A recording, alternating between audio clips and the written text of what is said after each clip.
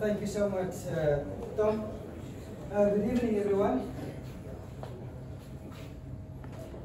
To kick off, when it comes to the wide and the interpretation of calling wide, 1st of October 2022, there was a change to the laws of cricket when it comes to wides. In the ICC playing conditions and in our playing conditions, we are still following what how we've called and interpreted wides for the past 5 to 6 years. So we have not implemented the new law change. How we've called wide for the past 5, 6 seasons at international, at provincial level, even at our club level, it is still exactly the same. So we're not following the law. So when it comes to the interpretation of the wide call, how do we interpret the wide call? What do we follow? The playing conditions. So our playing conditions guide us how we should call a wide. So what does the playing conditions say? How do you call a wide? Firstly, it tells us the batter should have a reasonable opportunity to score. That's the first thing. The second thing is, actually says in our playing condition, anything down leg should be called wide. And that makes it so easy. Anything down leg to be called wide. Why does it make it easy? There's no need for you to interpret. Should you call it if it goes down leg wide? Should you not call it? Playing condition guides us. Anything down leg to be called wide. There are 2 exceptions. The first exception is if a batter gives himself the room, plays at the ball, misses, and it goes between the bat and the stumps. So yes, it is down leg side, but it is between the batter and the stumps. Or even, I've had a case 2 weeks ago where it actually went through, the batter tried to play it, it actually went through the batter's legs. Also, not to be called wide. So in those 2 instances, batter moving to the leg, going through, should not be called wide. The other time where you shall not be called wide, if a batter by moving over to the offside, and the ball actually goes over the stumps. So that is your guide. Batter moving to the offside, let's say trying to do a deal scoop, and the ball actually going over the stumps. So in those 2 instances, even though, yes, the playing conditions tell us anything down leg should be called wide, but in those 2 instances, you shall not call wide. Happy? Any questions so far with regards to the playing condition? Yes, sir. If a batsman takes card outside off stump? I'll come to that now. Also, our playing condition guides us when it comes to the wide markings that you see on our pitch every weekend. So what is the measurement of the wide markings? 43.18. Measured from? Yeah, from which? The outside of the return crease or the inside of the return crease? Measured from the inside of the return crease. So you will, from the inside of the return crease, 43.18 centimeters this side, exactly the same on the other side.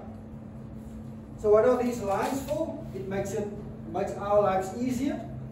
It's a guideline, and it helps us to consistently call wides.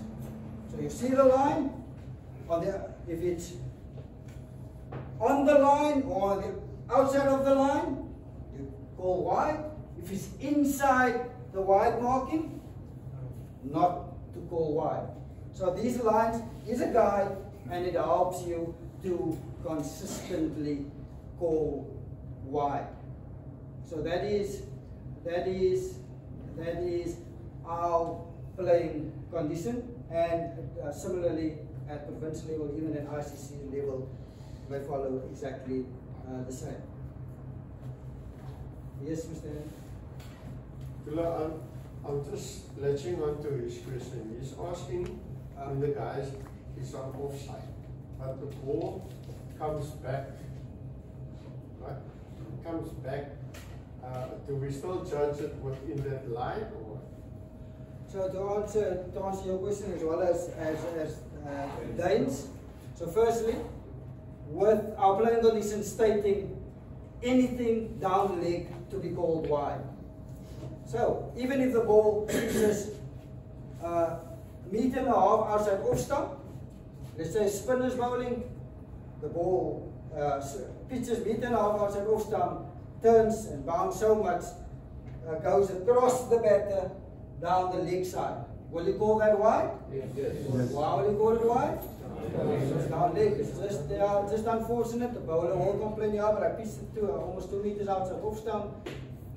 Playing condition guides us anything down leg to be called wide, and it also helps us just to consistently call wide. So everyone then knows anything down leg will be called wide, except those 2 exceptions that I mentioned. It just makes your life so much easier when you call it. Sometimes you'll have bowlers saying, yeah, but the batter was standing on leg stump and let's say he moved half a foot across.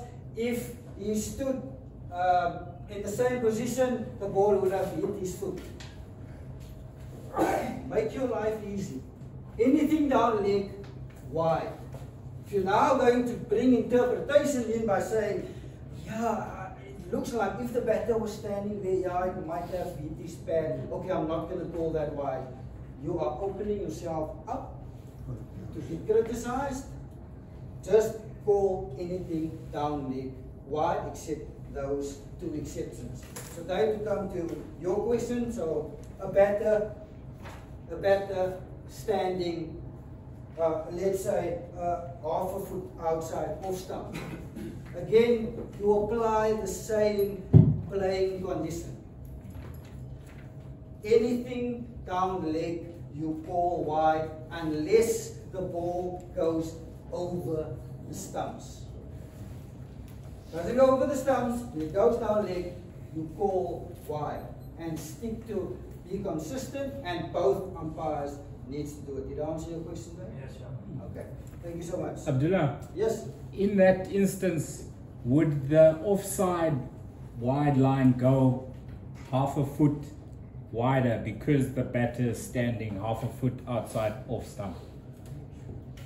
So the playing condition states that a batter, when moving, and we're going to cover that in my next point, a batter moving, by a batter moving, the offside line moves with the batter.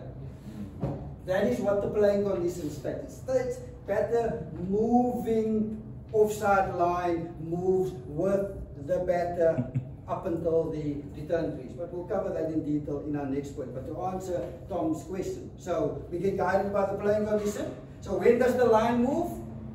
Batter moving. So in Tom's question was, the batter is actually standing. Quite a nice stance, do you agree? The batter standing stationary. So does that line move? No. It doesn't move. Why? Because the playing conditions say it only moves if the batter moves. Batter standing stationary, that line stays there. I saw a clip the other day where a batter was actually standing here. I wasn't a bowler in my playing days, but if I see a batter standing here and I was a bowler, what would I do? Stand at the stumps. I would never try to bowl. Literally exiting the pitch. Yeah, anyway, it doesn't make sense, but in that clip, it looks like the bowler was trying to follow the batter. That's it. So, now to come to the point I was explaining. Next point, batters moving. So, playing condition guides us here. If a batter moves, and especially to the offside, batters love moving, spine leg up, they try to, I still call it the deal scoop, deal sun, what's his own name? Deal sun, I think he started, I'm not sure who started, he started. But anyway, so playing condition guides us. So, a batter moving. So, bowler's running in, batter now moves. So the moment the batter starts moving, what happens to this line? It moves with the batter. So what do we mean the line moves with the batter? So the line, when you originally draw it, is 43.18 centimeters from the inside of the return crease. So if the batter moves, let's say, half a foot, what happens to this line? It moves half a foot. If the batter moves 2 feet, what happens to this line? It moves 2 feet. 3 feet, you understand? So the more the batsman moves across to the offside, the more this line moves. Okay, but we need to draw a line how far the batter can move. Let's say the batter moves right up until here. So you allow the ball to be pitched all there? No. The playing condition, there's actually a law that covers it, but the playing condition, the point I'm trying to make is with the line, with this line moving, with the white line moving, it moves only up until the return crease. This line cannot move more than the return crease. So what I mean by that is, let's say the batter moves until here, and the bowler bowls the ball, and let's say the ball pitched half a foot outside the return crease. Should be a no ball. Why no ball? I mean, on the edge of the pitch, which is. Okay, so what is the measurement of a pitch? 10 feet in width, 305 centimeters. What is the measurement of a pitch? 3 in meters, 3.05. So, what is the measurement of the bowling crease? 8 feet 8 inches, 2.64. So, if from a return crease, the return crease is, or the bowling crease length is 2.64, and the measurement of the pitch is 3.05. So if the ball just pitches outside the return crease, point I'm trying to make is we still have a bit of space to play with. Doesn't mean that if the ball pitches just outside the return crease that it should be called no ball, because it's not off the pitch yet. But it's on the edge of the pitch still. Yeah, it's going to be tough. It is a tough call. I agree with you. Those are very tough calls. Some groundsman makes it easier. They draw a dotted line to the other side, which makes it so much easier for you to judge. But just the point I'm trying to make is, yeah, it is a difficult call. It happened quickly. But the point I'm just trying to make is a bit of leeway before calling it a no ball. Yes, David. Just on that, I had 2 games so far where the wicket is being cut on that line, on that return crease line. That's where you can see the cut across and not further. Yeah. So it's a bit difficult to cut. It is a tough call, but I mean, if I just go according to the law, it needs to pitch off the pitch, and there is a bit of space on that you can still before calling it. So just to emphasize the point again, by the batter moving. So if the batter moves, this line moves with the striker. And depending how much the striker moves, if the striker moves half a foot, the line moves half a foot. A foot, half a meter, the line moves half a meter up until the return crease. That is the furthest that the line can move. Next point we're covering, all clear on with the line, how the line moves. Next point. reverse sweep and switch hits. How do we judge a wide? So firstly, we do not get confused when it comes to judging a wide and judging LBW. There is a difference. When it comes to judging the LBW, what does the law tell us? How do you judge an LBW? If a batter, as the bowler runs in, let's say I'm a right-hand batter, this will always be my leg side. That's what the LBW law say. Even if I now switch, this will stay my leg side. Even though now I'm a left-handed batter, but according to the LBW law, this stays my leg side. All clear on the LBW law. Do not confuse it with the wide law. This suddenly the batter switching, this now not becomes his or her offside for the LBW decision. Wide is different. So how do you interpret the wide when it comes to switching and reverse sweeps? So the moment the batter either switches or wants to play the reverse sweep or indicates to play the reverse sweep. So what I mean by indicate, in Afrikaans there's a word called mik. What is the English word for mik? Ein. Okay. Yeah, ein. So if there's an indication that the batter indicates aim or mik to play the reverse sweep or the switch hit, what then happens? The striker creates two offsides. So what do I mean by the striker creating two offsides?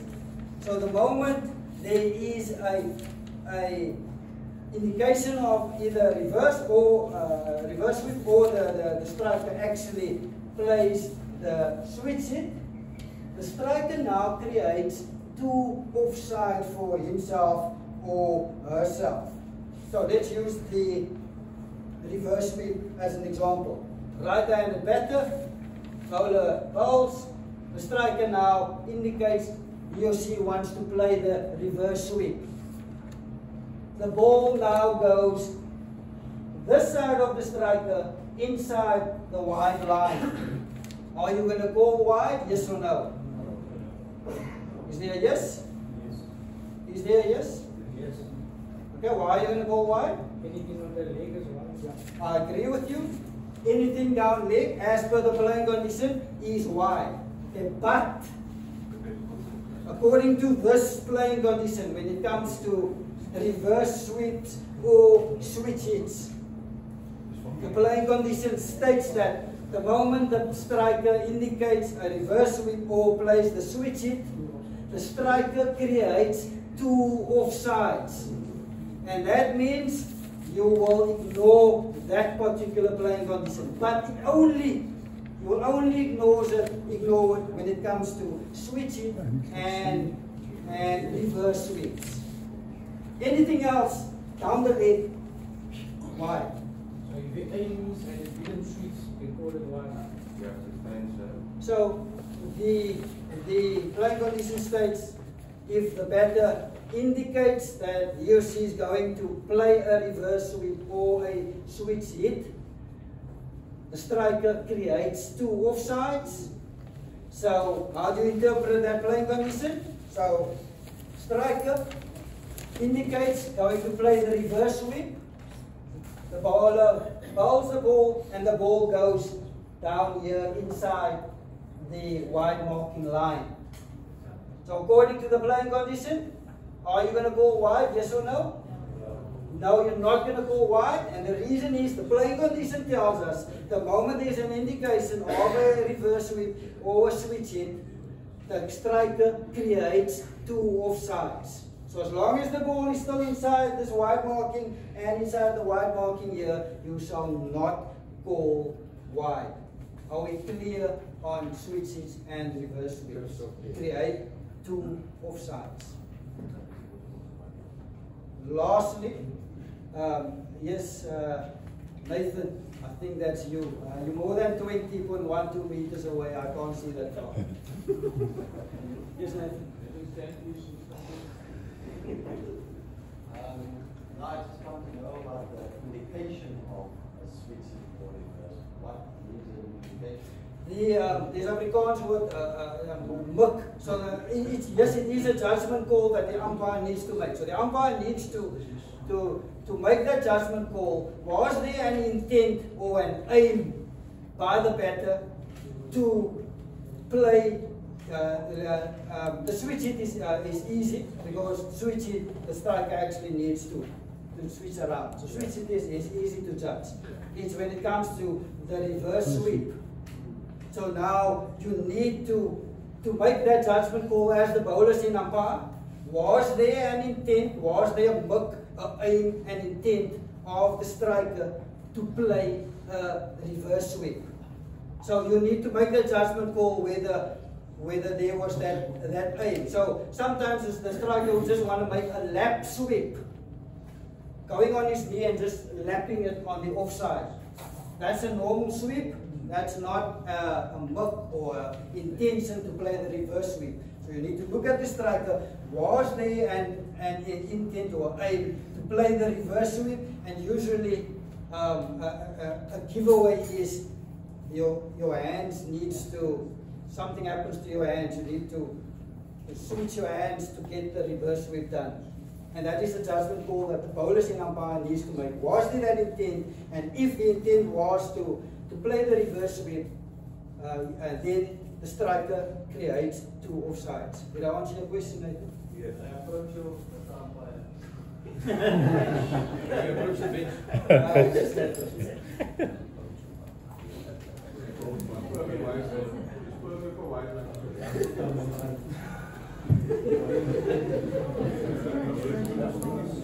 So maybe your stance don't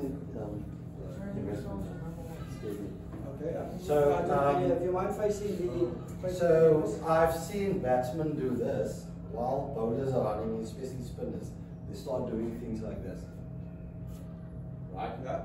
As he's getting to go, they do stuff like this to put him off. So that's why I'm asking, what is an indication? Because if the guy is batting and he's doing this, I would view that as an indication he wants to reverse with that. So, and then go back into a stance. Yeah. So was that an indication or not? So Nathan, that indication when it comes to reverse sweep or switch hits only starts once the bowler enters his or her delivery stride. Gather. So when the back foot lands. Okay, I gather. Yes, that anything that happens before the is irrelevant. You only judge it once that back foot lands, and then you judge whether there was an aim, intent, or not Now you want to create the issue. Okay, thanks, Nathan. Yes, please. What's this one about?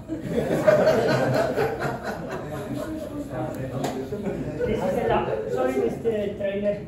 I just want to say this is the last time Nathan will ever attend a meeting. Because as from today, a month's time now, you will get married.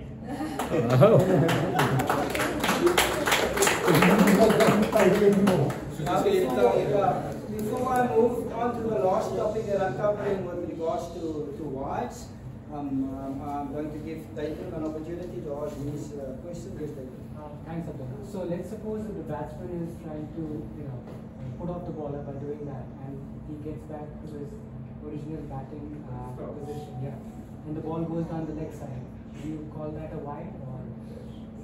Yeah. Because So he gets back to his position. yeah. So if it happens after the bowlers enter his or her delivery stride, and according to you, the intent was, or the aim, or the work was to play the reverse sweep, that striker created 2 offsides. And then he again got back to his original but that is your judgment call that you need to I make. would still call that a wide, in my opinion. You need to make that judgment call. Was there an intent? Yes or no? If yes, create 2 offsides. If no, then it goes down the leg. You can call wide. It's your judgment call. Because I was give that a wide because he. That is your judgment call. According to you, there was not an intent to play the switch sweep or the reverse sweep. No problem with it. Thanks, David. Lastly, calling of wides that is above head height. What does the playing condition state? When do you call and signal wide that's above head height? The ball goes above that. Yeah, so striker standing upright at the popping crease. And if the ball goes between striker standing upright at the popping crease, between shoulder and head height, will you call that a wide? You will not call it a wide. What will you call that? One for the over. How many are you allowed per over? Two.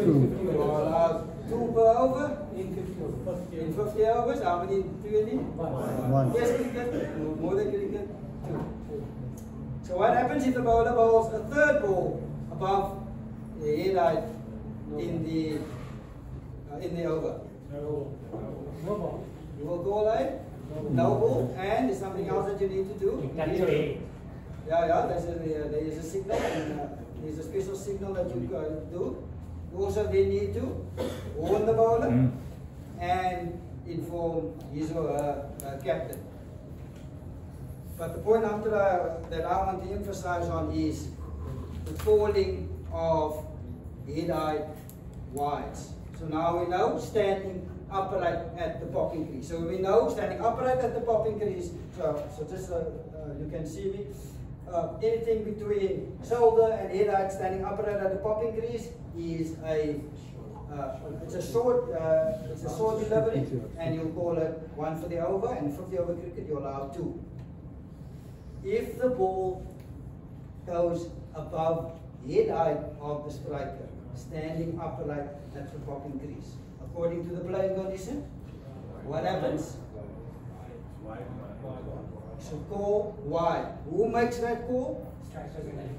Why does the strikers in umpire make that call? Surely the bowlers in umpire can call it. He gets the best.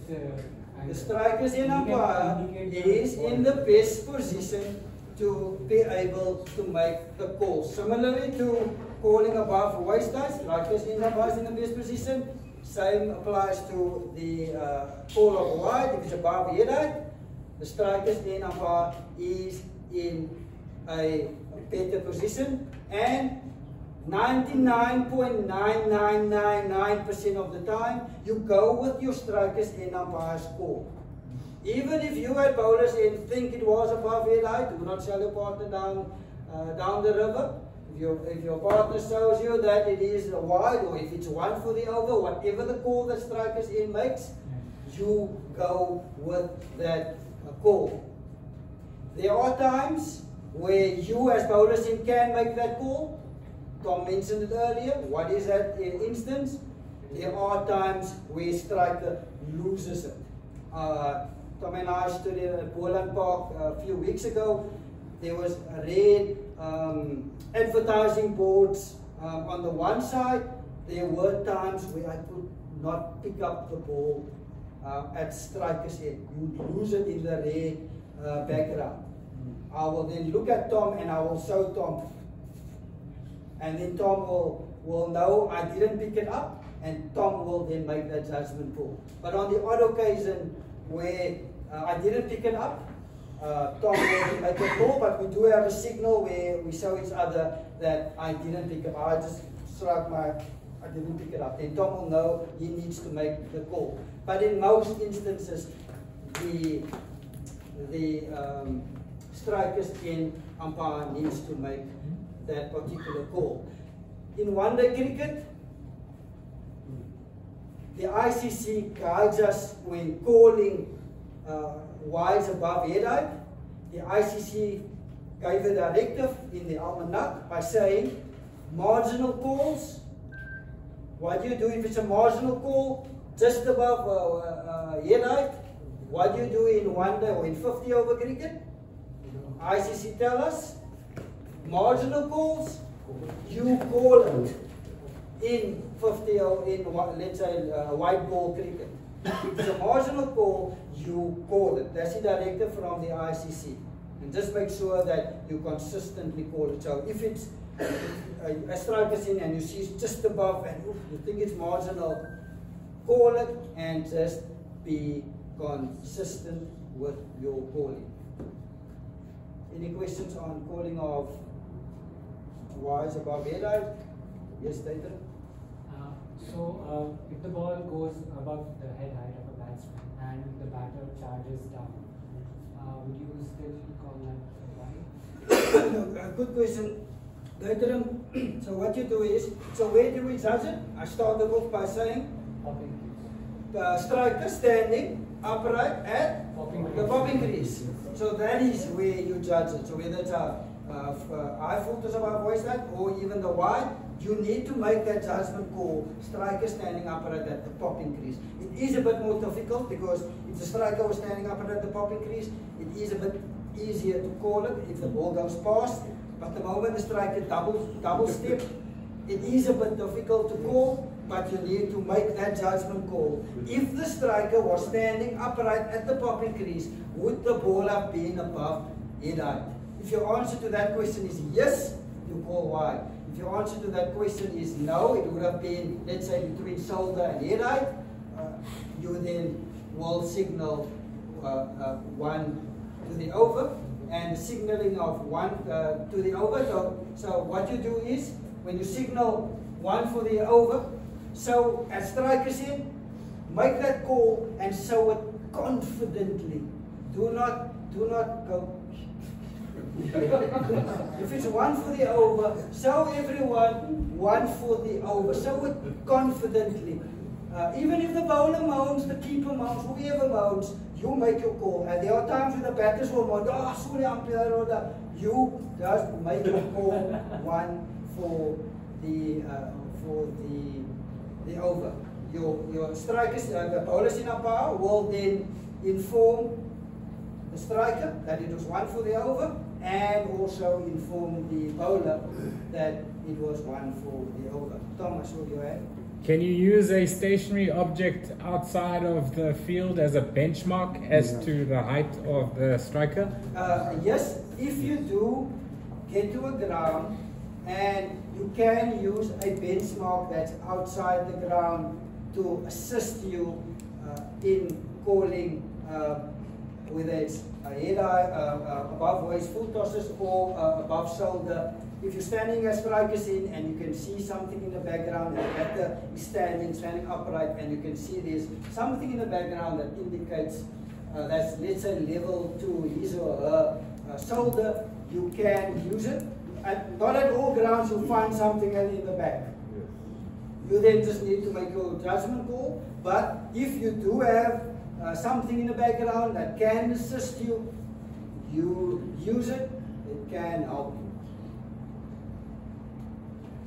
If there are no further questions, Tom, I'm handing back to you.